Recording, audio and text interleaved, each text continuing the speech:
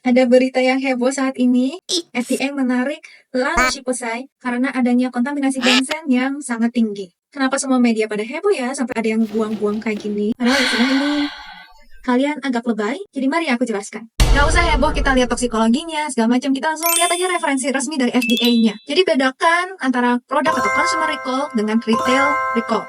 Yang sebenarnya kalau retail recall ini masih resikonya rendah sih. Ini karena ada third party yang berkali-kali bilang ada kontaminasi benzen di benzyl peroxide containing product, ada benzen di sunscreen, padahal metodenya pun juga mereka pakai metode yang tidak tervalidasi. Ini cuma semacam dia menganjurkan produk brand-brand itu untuk stop dulu. Jadi produknya ditahan untuk dibeli secara lanjut oleh konsumen lainnya. Karena mereka cuma penasaran, mau lihat dulu bener nggak sih tinggi atau enggak. Karena third party ini lumayan cerewet ya, bilang di sosmed dan bilang FDA harus hire mereka. Begitu. Dan akhirnya FDA karena cukup concern terhadap kesehatan publik, oke lah melakukan uji. Dan hasilnya adalah yang nggak pernah dibahas sama sosmed dan kreator manapun, yang bikin lebay netizen, adalah hasilnya sendiri itu masih yang rendah daripada yang dilakukan oleh third party. Memang FDA menemukan beberapa produk yang kandungan benzennya tinggi, tapi lihat lagi, memang untuk produk yang mendekati masa kadaluarsa.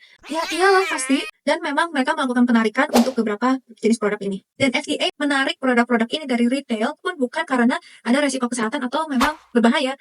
Aku bilang lagi, bukan consumer atau produk recall dan bukan karena produk yang berbahaya. Oke, beberapa media walaupun tagline-nya lumayan lebay, tapi di dalamnya juga mereka jelasin kenyataan yang sebenarnya. Tapi untuk sosial media dan kreator, kenapa pada heboh sih? Yang bikin aku pet peeve tuh sampai ada yang buang si produknya ke tempat sampah. Kesannya kayak seakan semua brand itu jahat. Dan juga untuk beberapa media lainnya, tolong jangan terlalu jelasin resiko dan bahaya kontaminannya. Tapi bahas, dan yang lebih penting untuk dibahas adalah metode yang digunakan dan juga result dari metodenya. Yang artinya kasus ini low risk dan tidak berbahaya. Harusnya dibahasnya ini gitu loh.